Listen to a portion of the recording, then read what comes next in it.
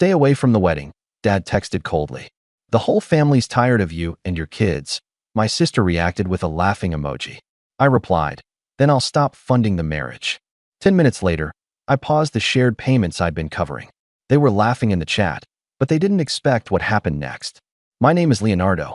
I'm 36, a stage actor at a small city theater, the kind of place where the seats creak and the curtain smells like dust and hairspray. I do plays, commercials when I can, and voiceovers for toothpaste ads at 2 a.m. I'm married to Mara, who works nights as a nurse. We have triplets, Eva, Nico, and Gia. There's 6. Our apartment has finger paint on the hallway walls and tape on the couch where someone made a boat. In my family, I'm the useful one. The one who can talk to people, be charming, host, get a discount, lend until Friday. My sister Bianca is the golden one.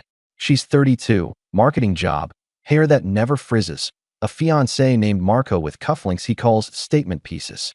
Mom calls her our star. When Mom says I'm a star, she adds, but in your own way, like a patch on an old jacket. It was a Wednesday for 11 p.m. during my break between a matinee and evening show.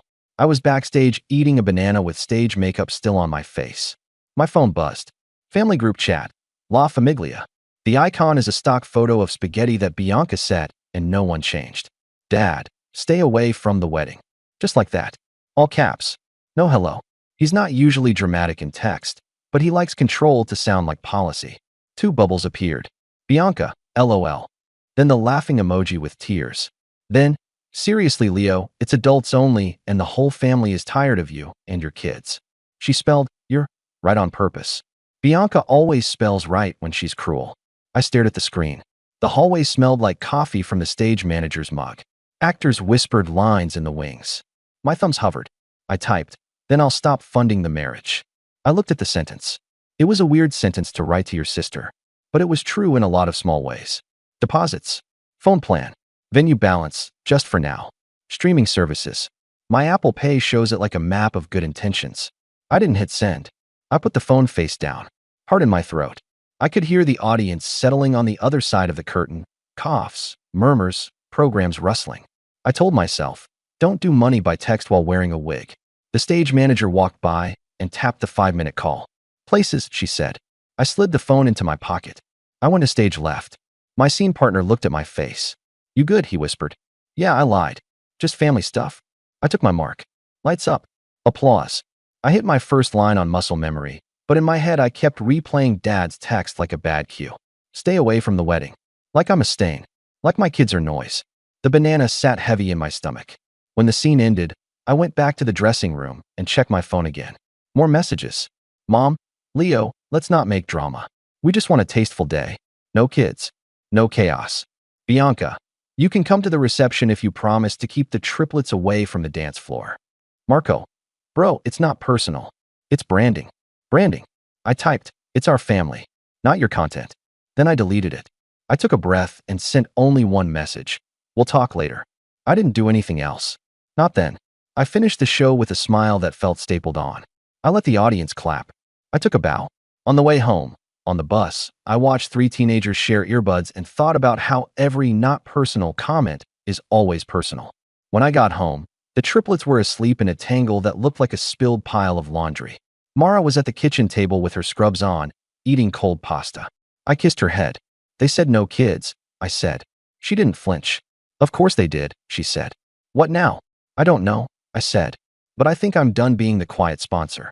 You don't get a text like, stay away from the wedding, out of nowhere. You walk there a long time on small stones. I grew up in a loud house where praise was a sport. Bianca won a lot. She did everything on time and out loud.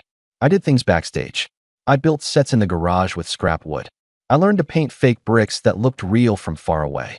Mom would walk in and say, that's nice, Leo, but don't get messy. Then she'd drive Bianca to another leadership event. Dad ran a locksmith shop when I was little.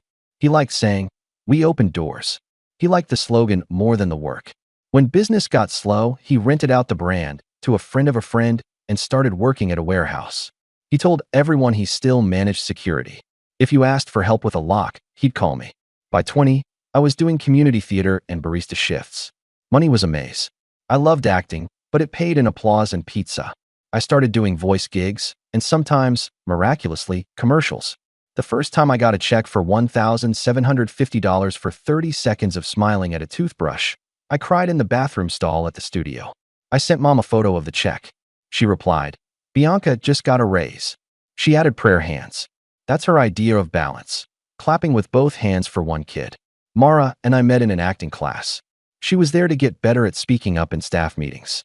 I was there because my landlord gave me $50 off rent if I taught a scene study on Thursdays. Mara laughed at my jokes and then fixed my resume. We moved in together in a one-bedroom above a nail salon. The triplets came like a surprise window you didn't know the house could hold.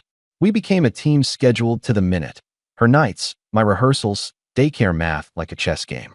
We learned the art of passing the baton without dropping it. The money part with my family started small and temporary. 2018. Leo, can you put the family on your phone plan? You get a union discount, right? I did. For lines became 7.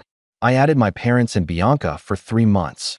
The bill became $216, then $248 when Dad needed more data, then $289 when Bianca added an Apple Watch. She sent me a heart emoji once. That was the thank you. 2019. We're short on rent this month. Can you spot us $400? Dad asked. I sent $400. He said, we'll pay you next week. Next week grew mold. 2020. The pandemic canceled their venue. We need a new deposit to lock in the date for 2021, Bianca said. We'll pay you back when guests RSVP. I paid $1,200. Guests RSVP'd with cannot attend and can't wait. No one RSVP'd with a wire transfer. 2021. Cakes are expensive, Leo. You're good with people. Can you get a discount? Or just cover it and call it your gift? Bianca wrote. I called a baker. I got a discount. I also handed over my card. I called it a gift so I wouldn't have to count it. 2022. Dad's truck insurance jumped. They screwed me, son, he said. I paid the difference for 3 months. Month 4, he forgot it was a favor. I kept adding little payments like thumbtacks on a corkboard. Gym membership for Dad's health. Spotify for Mom's cleaning groove. Canva for Bianca's wedding invites. A ring resizing emergency. I told myself it was a season. I told myself it was love. Love is patient. Love is quiet. Love sets up auto pay and doesn't mention it. But little moments added up like receipts in a glove box. Bianca's bridal shower. No kids, she said, then posted photos of other people's kids in matching white. When I asked, she said, those are aesthetic kids. Our 3 are chaotic energy. A family dinner where Dad clinked a glass and said, a toast to Bianca and Marco, who worked so hard and deserve this. I lifted my water and said nothing. Marco winked at me like we had a bit. It wasn't a bit. The time Bianca announced in the group chat that she and Marco were optimizing finances and everyone should contribute something meaningful to the wedding. I replied, we already did the venue deposit. She wrote, that was a family gesture, not a gift. Family gesture means it doesn't count when we tally. The triplets aren't props. They're people. They spill juice. They tell jokes that make no sense. They call every black car a limo. They ask why they can't go to Aunt Bianca's big party. I said, because it's fancy. They said, we can be fancy. They wore capes over pajamas to show me. My heart hurt for both of us. In June, Bianca sent a spreadsheet to the chat labeled wedding, tasks, and $. Everyone had a column. Mine said, MC the reception, free, arrange vendor tips, use your card, will reimburse, coordinate guest arrival, arrive 2 hours early. Mara's name had a row that read, keep Leo's kids off the dance floor. She doesn't like when people call the triplets Leo's kids, like Mara is the babysitter. Mara looked at the spreadsheet and said, they don't see you. The way you say, you're bleeding. I said, I know. I still didn't do anything. I kept rehearsing. I kept paying the phone bill. Then Dad's text hit on that Wednesday. Stay away from the wedding. Bianca's laughing emoji. Marco's branding. Mom's tasteful. My thumbs typed a sentence I didn't send. I went on stage and said someone else's lines. The next morning, I woke up to 13 messages and a missed call from Mom at 6:12 a.m. We don't speak at 6:12 a.m. unless someone's in the hospital. She wrote, think of the optics. Optics. I looked at our calendar covered in daycare times and costume fittings and Mara's night shifts. I looked at our checking account, $1,142.29. Savings, $233.18. The wedding was in 9 days. My card was scheduled to auto-pay the venue balance on Friday. $1,600. Bianca's promise to Venmo tomorrow lived in a parallel universe. I poured cereal. Eva asked, "Are we invited to the big party?" I said, "We're always invited to our own kitchen." It wasn't enough. Mara put a hand on my back. "You're allowed to be done," she said. "Even if it's 9 days before their fancy day." I nodded. I still didn't move. Love makes you slow sometimes. Fear makes you slower.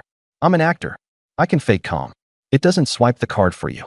That night, I worked a gig reading stage directions for a casting workshop. $40 and a free granola bar. I came home at 10. The apartment was quiet.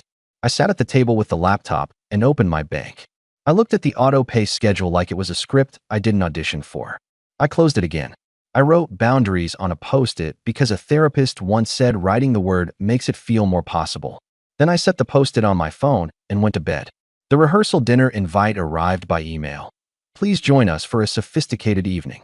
Attached was a PDF with a dress code, earth tones, an address, and a note that said, "No children."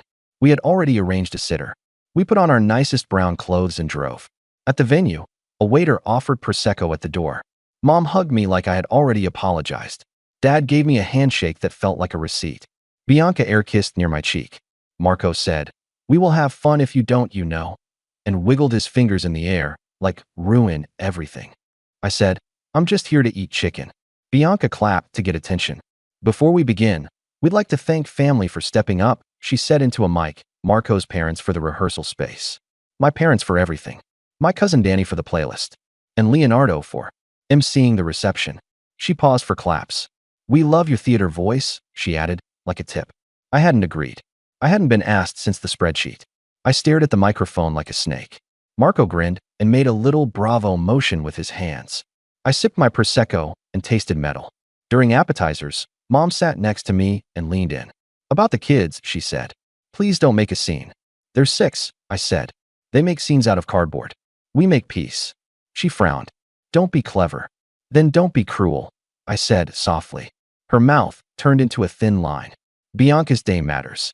Your feelings are not the main act." I laughed once. "Small. That's accurate," I said. Halfway through dinner, the venue manager tapped my shoulder. "Hey, Leonardo. The card on file for Friday's balance is yours." "Just confirming." "Confirming what?" I asked, though I already knew. "That it's still good," he said. "We run it at noon. Balance is $1,600 plus service. Congrats to your sister." I felt my face go warm. "I'm not the groom," I said. "And I'm not the bank." He looked confused and backed away. Bianca appeared like she had a string on him.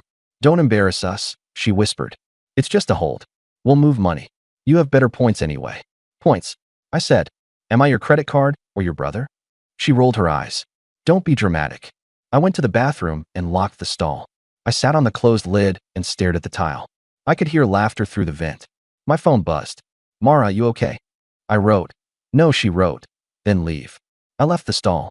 I looked in the mirror at my earth-toned suit that wasn't our color. I saw my face with stage makeup residue in my eyebrows because I had changed fast. I walked back into the room, found Marco near the bar, and said, "Take my card off the account." He blinked. "We're in the middle of speeches." "I'm in the middle of a boundary," I said. Bianca swooped in. "What now?" "My card is off your wedding," I said. "Also, I'm not emceeing." Heads turned. Mom stood up like she had a prepared speech in her bones. "Leonardo," she said, "not tonight." "Exactly tonight," I said, quiet. "Because the bill hits Friday." Silence in a room with music is a special kind of loud. Dad put his napkin down like a judge. "You agreed to help." "No," I said. "You assigned me to help." Bianca's cheeks went pink. "You're ruining my vibe." "Your vibe is expensive," I said. "And it's paid for with my kids' shoes." Marco tried to joke. "Come on, Brosef. Don't make me call the bouncer." "This isn't a club," I said. "And I'm not your bro." Mom's voice dropped into the tone that used to make me 12. "If you walk now, do not show up Saturday. We won't have you there." I looked at Mara, who nodded once. I looked at my hands. They weren't shaking. That surprised me. I said, clean and simple, "This isn't about revenge. This is about closure." I walked to the front desk with the manager. "Delete my card," I said. He did. I watched him type. I watched him hit the key. The click was tiny and loud. Back at the table, I put my napkin on my plate. "We're leaving," I said. "We hope your day is nice." "We won't be there." Bianca's jaw dropped. You can't do this, she said. I just did, I said. We walked out. In the parking lot, I exhaled so hard my lungs shook. Mara squeezed my hand. You okay? No, I said. But I'm done. In the car, I opened the banking app. The auto pays lived there like weeds. Family phone plan, Spotify, Canva, gym, insurance top-up, cake balance. I paused one, then another, then the last one. It took 10 minutes. My hands didn't shake. My phone lit up. The group chat blew up with, "And are you serious?" and Bianca's laughing emoji again. I put the phone face down. We drove home. The triplets were asleep, cheeks sweaty, hair stuck to their foreheads. I kissed each one. I thought, I don't have to fund disrespect to have a family. I can just have mine. I expected quiet. I got fireworks. At 7:12 a.m., Dad called. I let it go to voicemail. He texted, "Is your card declining? Then, call me. Now." At 7:19, Mom wrote, "They're saying the venue balance is unpaid. What is happening?" At 7:22, Bianca, "OMG, did you really?" Then a screenshot of a payment failure message with confetti emojis added, like mockery. At 7:28, the venue manager texted me, "Just confirming we removed your card as requested. The couple will need to provide a new method by 5 p.m. I replied, "Thanks." He sent a thumbs up like a human. By 9:10, I had 12 voicemails. Dad's first, "Son, if this is some stunt, fix it." Mom's, "We're mortified." Bianca's, "You're an embarrassment." Marco's, "Bro, chill." Then, "Dude, seriously chill." At 10:03, the family phone plan broke into two. I called the carrier from the sidewalk while the triplets counted cracks. "I need to split my line," I said. The rep was kind. "We can move your 3 lines to a new account today," she said. "The others will need to set up their own." I said, "Great." She said, "People get mad about this."